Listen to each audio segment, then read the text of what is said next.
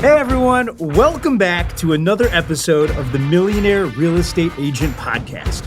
I'm Jason Abrams, and this is the place where we lift the curtain on the world of real estate like never before. Every week, I sit down with visionaries, pirates, and mavericks. We're here to document, demonstrate, and most importantly, demystify their game-changing models and systems. What secrets propel them to the top? And how are they living their dreams? This is about passion, it's about strategy, but above all, it's about real, tangible success. So buckle up and let's dive in. This is the Millionaire Real Estate Agent podcast.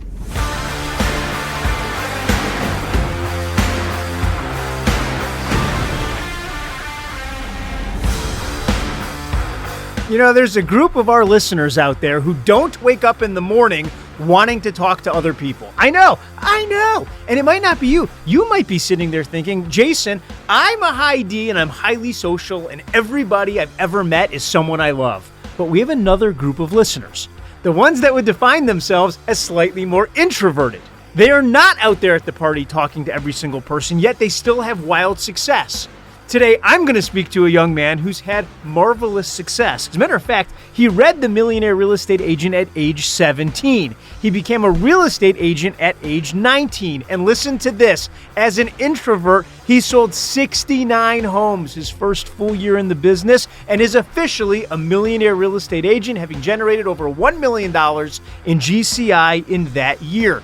Friends, I am speaking about none other than Will Van Wickler. You are going to love this guy. He is going to tell you exactly how to use golden letters to achieve all of your business goals. Sit back and buckle up. This is Will Van Wickler. Will, how are you? I'm doing great, Jason. How are you? I am fantastic. Now, dude, we're going to unpack all of it. We're going to unpack in your first year, $1 million in GCI. We're going to unpack the volume. We're going to unpack all of it. And how old are you, by the way? 23 years old. And if that doesn't irritate the whole listening audience, nothing will. And we're going to unpack that also. But before we do, I want to know the story, man. How did you find your way into the greatest industry in the world? Yeah, so I grew up in a small town in Maine. I don't have any parents or friends in real estate, so it's kind of random how it all happened. And I remember being in high school in a humanities class, and the guidance counselors came in, and they were making the rounds, talking about college and getting ready for SATs and career opportunities and what you could make. And I remember sitting there and thinking to myself, there's no way I'm going to go another 4 years into college and work for somebody else with a 9-to-5.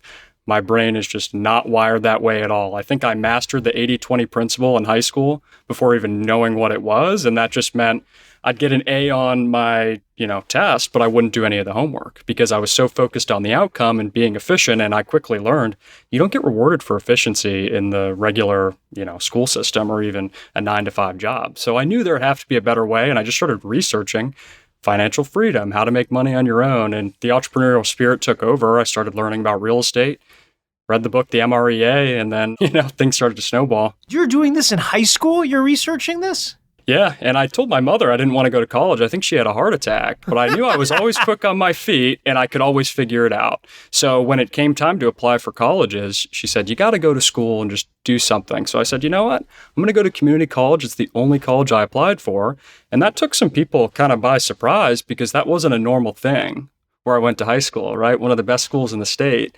The guidance counselor was like, you're making a big mistake. And I said, you know what? If I don't know what I want to do, why am I going to go spend $50,000 a year doing it? I want to build a business. So this kind of allowed me some flexibility to, be home, do my schoolwork, crush that. It was pretty straightforward. And then start other businesses and eventually get into real estate. So you read the Millionaire Real Estate Agent book in high school?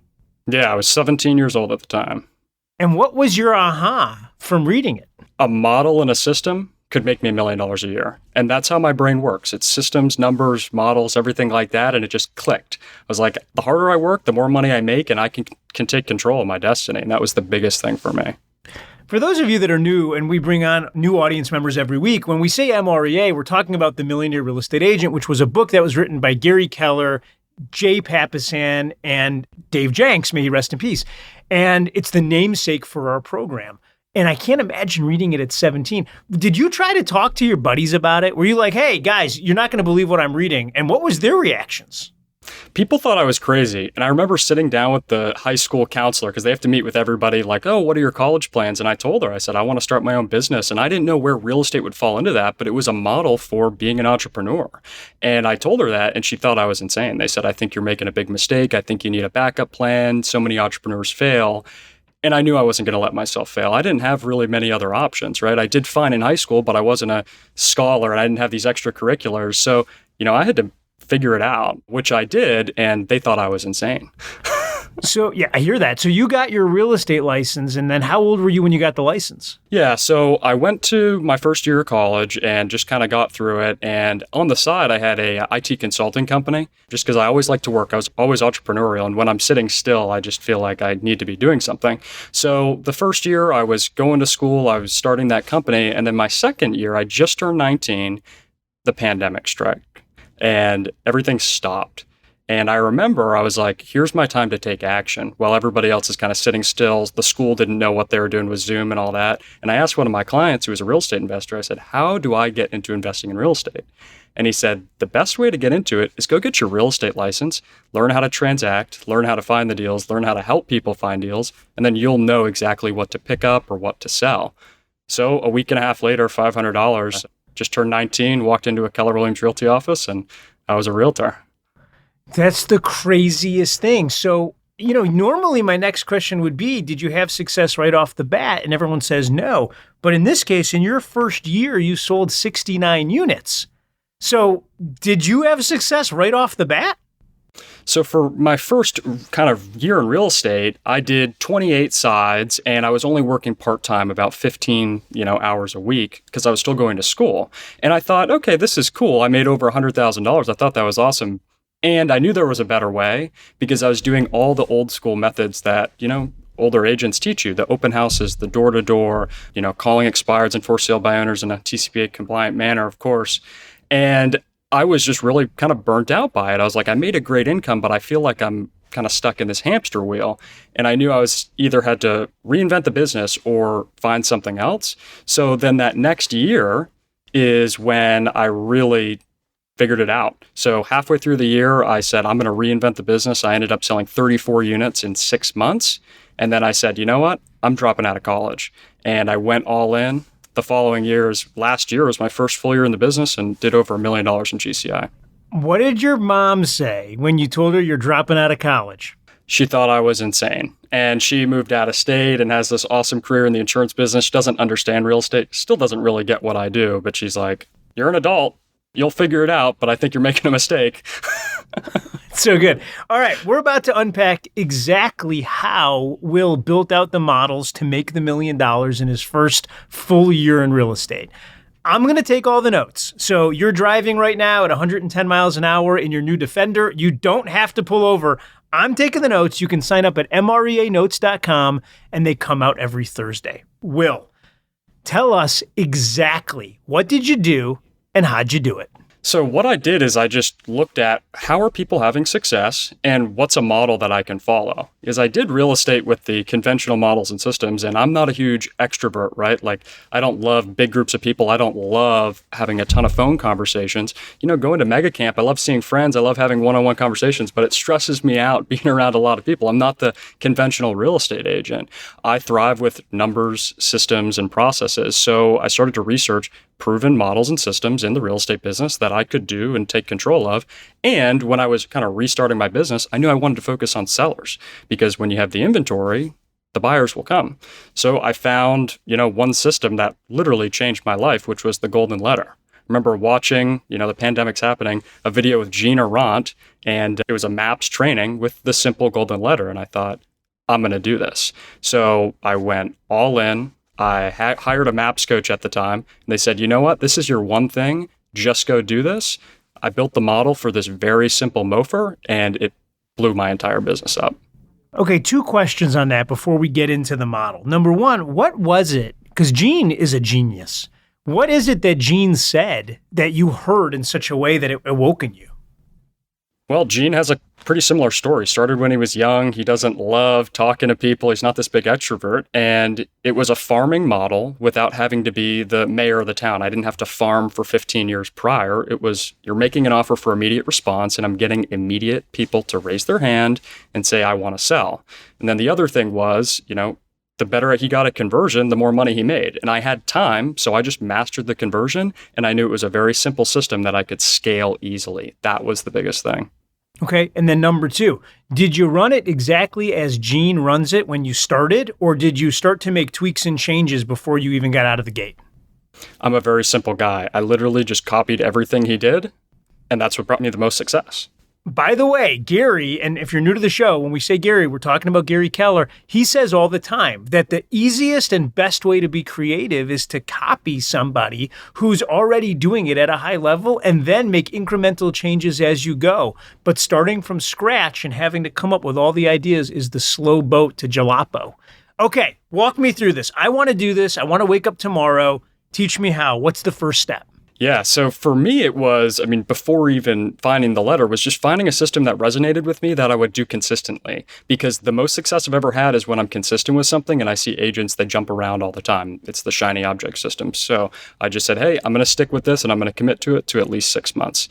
And then I found the system, which was the golden letter. I literally took the system that worked for somebody else and I started to gather the collateral and find out where I wanted to mail. And I'm a systems guy, right? So I look for where I can send these. So for me, I've just broke down high turnover areas, high price point areas, and a place where I want it to actually work.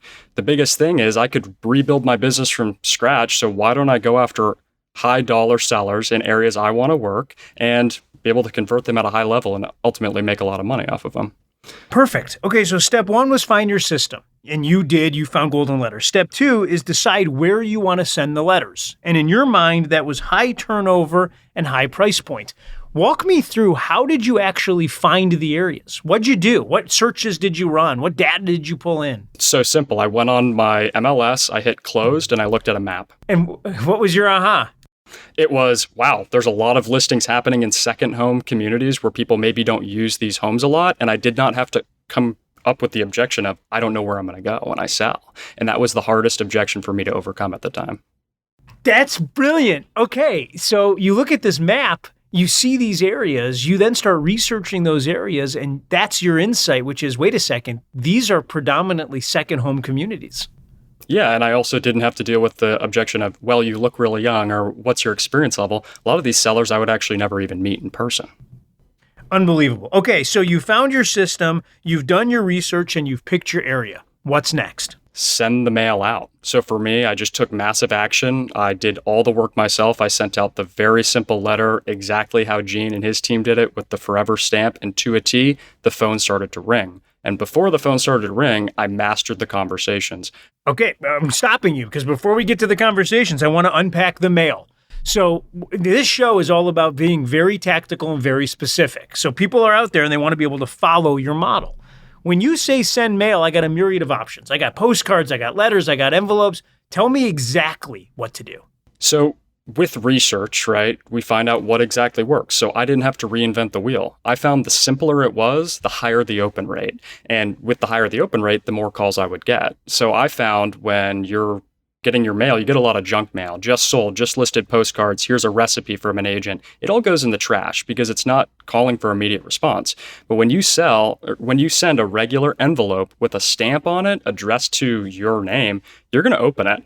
Regardless of if you're busy or you have a crying baby in your hands, you're opening that piece of mail. And that's exactly what I did.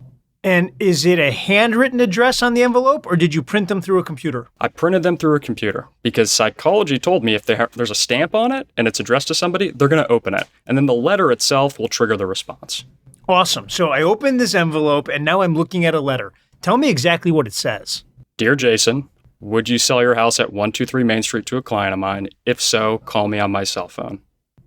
And then your cell phone number? That's it. Okay, but tell me what it really says. Is that really it? That's it. And people laughed at me and they thought I was crazy. Now, walk me through open rates on something like that. What am I looking at? Yeah, so I found in the height of the pandemic, the numbers have gotten a little bit different with the market changing, and that's fine. It's still effective. I would send 300 letters and I would get 10 calls and I would get 5 listing appointments. It was insane. Okay, now fast forward to today, and for posterity, because this is going in the time capsule, what do your conversion numbers look like today? For every 1,000 letters I send, I sell 1 listing with an average commission of about $20,000. That's fantastic. And everyone remember, commissions are 100% negotiable, and that should be between you and your seller. So I find it interesting that when we're talking about pandemic, you broke down for me the number of calls to the number of appointments. Today, it's the number of letters to the number of sold listings. Why the change? Because I was focused on the wrong numbers in the beginning. I was focused on going on a bunch of appointments and signing a bunch of listings. And now I'm focused on my net profit and selling listings. So it's a shift I've made, and through coaching and just learning, it's all about selling the listings, not just taking them.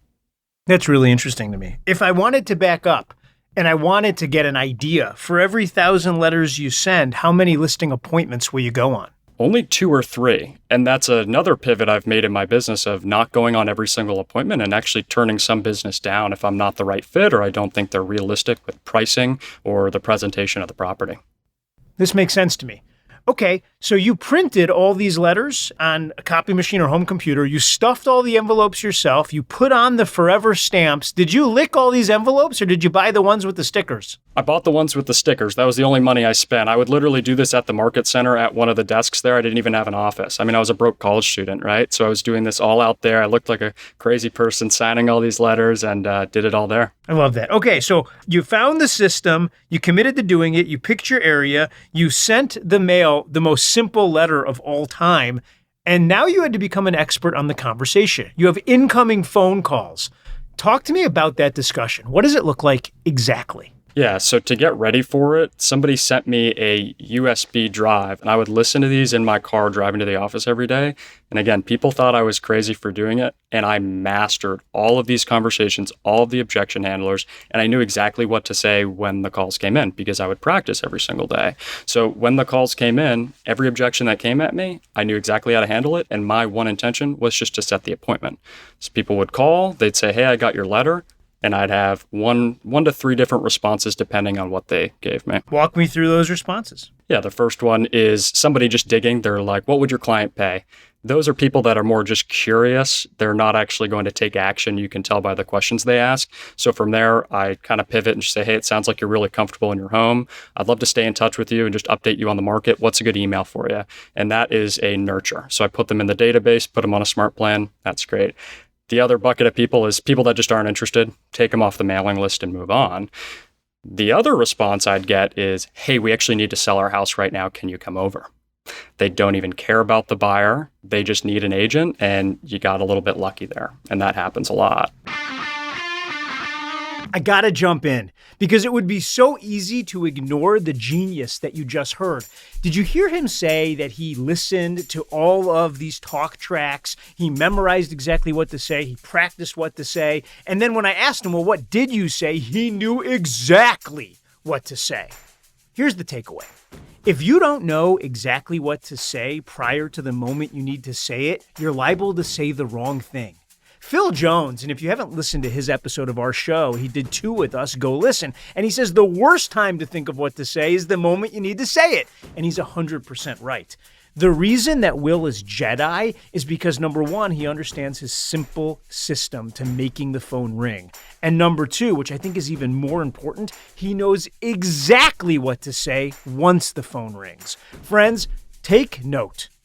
Please don't wait for the conversation to determine how a conversation should go. Make the notes on what the most important talk tracks in your life are, and then go practice those tracks. Because if you do it for long enough, all of it starts to sound incredibly natural. That's so interesting. And I should ask the question. You were working with a myriad of buyers at the time. So you were sending this mail out because you had people that you knew would be interested in buying in those communities. Is that right?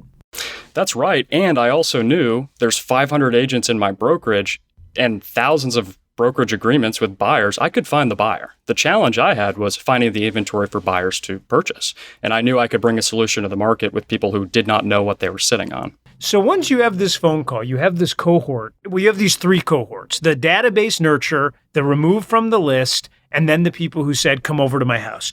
Now you're sitting in the house. You're 20 years old. What happens next? Yeah, so I would print out my comparables. I knew exactly what the house would sell for. I knew the market value, and I had my listing presentation. And I would go there with so much confidence, and it's not cockiness, but just confidence that I was the best agent for the job. I knew exactly how much the house was worth, and I knew I could sell it. And people felt that confidence. I had a process and a system, and I still do to this day, where the appointment's the same way. I'd go tour the house, I'd put my paperwork down on their dining room table, and then we'd talk about the numbers and figure out what's best for their family, and ultimately sign listing paperwork with the first appointment. That was always the goal. And what's the average sales price that you end up in? $750,000. Were you surprised that people that lived in $750,000 homes, which I think is an expensive house, by the way, and our friends at Chessie over in California is saying you can't even buy a starter home, by the way, but between you and I, Will, I think it's an expensive house. Were you surprised that they all didn't just know a real estate agent, or that they would respond to a letter like that? I think there's this idea that everybody has an agent already. I was shocked. And $750,000 in Maine is luxury. These are high net worth individuals, attorneys, doctors, lawyers, all that kind of stuff. I think I skipped the car, the first one I signed. I could not even believe it. When you sign the first one, you go back to the office. Did you immediately know that you were onto something, or did it take a little while for you to realize what you had stumbled into? I doubled down. All of the commission on that first one I just committed, I said, I'm going to spend all this money and just send more of these out. So as we sit today, how many pieces of mail are you sending out on a monthly or annual basis? The business has transitioned where I've been able to nurture a lot of that business and turn it into relationships where now it is more prospecting for the client base and used as a value proposition to builders and developers, where I might only send out a couple thousand pieces of mail a month, yet I'm getting a very, very high response because of how tactical and targeted everything is now. Where before I was doing the shotgun approach, I was sending them out a little bit everywhere. And today it's a totally different model. Okay, well, let's unpack that, because you get to a point where you're having the success and the market changes and you start to tweak the model. What's the tweak that you made, and why did you make it? It has nothing to do with the model itself. It's where I was sending them, which I think interests a lot of people because they start blowing up these systems when they stop working. For me, it's harder to find listings right now because of the economy or the election or whatever excuse and objection sellers have. We got to find the really motivated people. And I saw a gap in the market with developers and builders who couldn't scale because they didn't have land or they couldn't find opportunity. And I think it's a lot easier calling somebody when you have a piece of value for them instead of calling and asking them for a piece of business. So I was working with one builder at the time, and I saw kind of his process and said, hey, what if I could bring you 5 or 10 more deals a year? Would that be great? Absolutely. So I just started prospecting for land opportunities and development opportunities so I could bring inventory to the market, because I couldn't really find a lot of existing listings, and it blew up. Just like the initial success I had with the kind of retail golden letter, working with the builders and contractors has yielded an insane response. That's so interesting. So now you're sending mail to people that have land or teardowns that are on land, and then you're marketing that land to your builder network. Is that right? That's right. And my database. I asked people, past clients, hey, if I found a deal, would you be interested? Everybody raised their hand. So I have a newsletter that goes out. I have my builder list, my developer list, and I just bring them deals. Walk me through the newsletter. The newsletter is actually a place where you provide them information on what you have available. Is that right? Yeah, it's a deal newsletter. So it has nothing to do with, the community or a recipe. It's a different model than some other real estate agents. I didn't have a sphere. So I wanted just to provide value and cut right to the chase and be the guy who has the deals, where it's, hey, here are 3 deals this week. If you have any interest, book a call with me and we'll go over details. We're into a new model. So let's unpack it in a logical way. In this case, you're still using the letters as your communication channel of choice. Walk me through. Step 1, is it again figuring out where you're going to send the letter, or is it figure out what builders want? So I have a list of the clients I work with and I know exactly where we're looking. So what I do is I just go onto the GIS tools or the mapping tools or just drive around for dollars on my way home and see, oh, there might be a good land opportunity here. I know exactly the margin they need to hit. I know the house they want to build, and then I bring them this opportunity, gold platter, and they typically go for it. So step 1 is analyzing the areas that the builders want. So step 1 is really find the builders. Yep. Figure out what they want. Then send the letter to all those homeowners And now you're serving up those deals on a silver platter to your built-in builder buyers. Exactly. So you'll get paid 3 or 4 times on a transaction and bring inventory to the market where we really need it. That's tremendous. And when you say you get paid 3 or 4 times on a transaction, unpack that for me. What are the pay points? Yeah, so you get paid on typically the purchase of the asset, the land or the teardown. And then a lot of these new construction transactions, buyers don't have representation or agents. And in Maine, we're allowed to represent both parties. And then the other thing, Jason, is a lot of those people have a house to sell, right? So sometimes we're getting paid on that. And then the builders have loyalty to you where they'll just throw you deals. Hey, I need an agent for this. We'll write this contract up. Man, that's so good. And are you still running solo, or have you brought any leverage into your life in any way? I have a pay-per-deal transaction coordinator and a part-time virtual assistant. So that brings you a nice margin, I'm guessing. Right around 95% profit. 95%? That's right. Well, I'm Trade. I want your life. I don't know how I'm going to get it. I don't look 23 anymore, but I have the energy. It's cold here. I don't know if you want to be here. So good. Dude, absolutely genius. Will, here's what I love, man. I love that you doubled down and made a slight tweak when the market changed, because change is inevitable, but participation is always optional. You're now building a database of sellers and builders and buyers and the people that are buying these homes. Are you purposefully running a touch campaign for your past clients and sphere of influence? So what I do is a little bit different than like the 36 touch, where my clients just become part of my life and they know I have a guy for everything. And that's, people joke with me all the time about it. So I have made it very clear, if you need anything, if it's a pressure washer or, somebody to hang a picture, call me. And what happens is, my 36 touch campaign is people reaching out to me multiple times throughout the year and just me providing value back to them or bringing them more deals or bringing them opportunity. And what that's resulted in is over 20 transactions this year, just past client referrals, because they know the service I deliver and the results I get them is pretty straightforward, speaks for itself. Well, I want to switch gears. If we go all the way back to ancient Greece, in Athens, there was a gentleman that bought a house, and he builds a beautiful garden in the backyard, and he invites the greatest thinkers of the day over to hang out with him. His name is Epikuros, and it becomes called Epikuros' Garden. We would like you to join us in our garden. Will you join us? Absolutely. Will, what do you say to every parent out there whose kid is saying, I don't want to go to school? And you know what they're thinking. If you could be the voice in their parents' heads, what would you tell them? As long as they have a plan and they have determination, let them figure it out. And I think there's so much power in having somebody figure it out, especially in a world where we want to keep everybody between guardrails. You've got to fail. And the best learning opportunities I've had were through failure. As you look up, and hell, you're in your early 20s.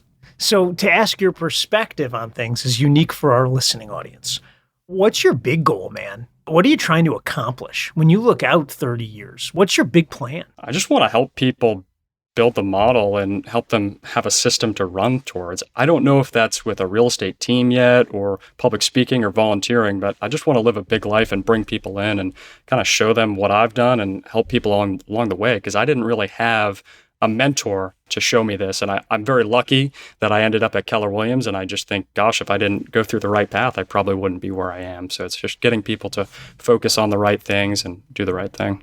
You hired a coach before you finished your first year. Most people don't do that. Why did you do that? And what did you learn about it? I took bold. And I remember the coach pulled me aside and he said, Will, I'm not trying to pitch you on anything. He said, I was you once.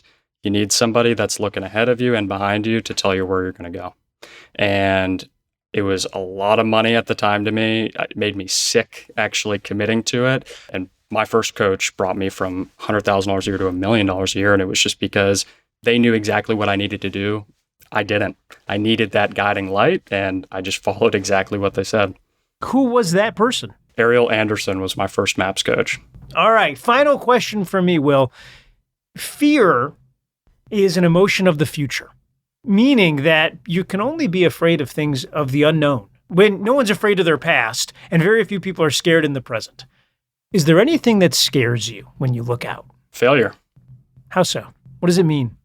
It means I didn't show up and I didn't commit to what I was going to do because it's a choice I have every single day. And that's what keeps me up at night. It's just the thought of failure and not doing what I need to do. And that's what keeps me moving. Okay, I thought that was my last question. It wasn't. Here's my real last question. You've had a tremendous amount of financial success, and most of your friends are still in college. How has that worked out for you? Surrounding myself with the right people.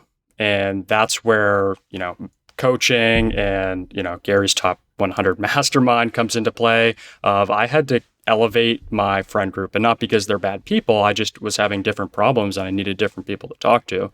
Today, maybe some of my friends are 35 or 40, but it's relatable and they're able to help me and we all help each other out. And it's just getting in the right room. That's what I learned. I was so scared to, invest in myself through coaching or mentoring or, flying to Austin, Texas from Maine. And now that's what keeps me going and that's what keeps me sharp. And it's really just building your circle.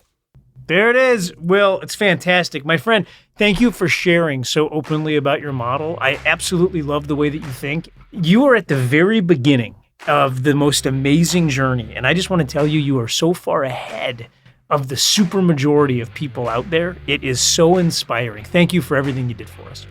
Yeah, my pleasure. Appreciate all the help along the way.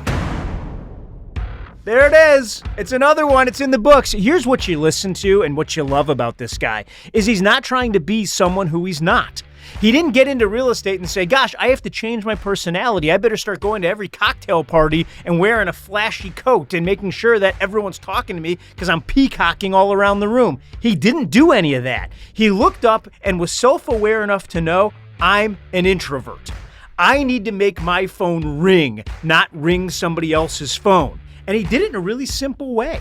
Number one, find your system. So he's a kid that wakes up and looks across the industry knowing he has to find one that allows an introvert to succeed, looks at all the available systems, and then pick the one he wants and copies it explicitly, which is genius, by the way. Gary Keller says the easiest way to be creative is to copy somebody else's system and then make incremental improvements along the way. So you start with a base that somebody else has proven. Number two, pick your area.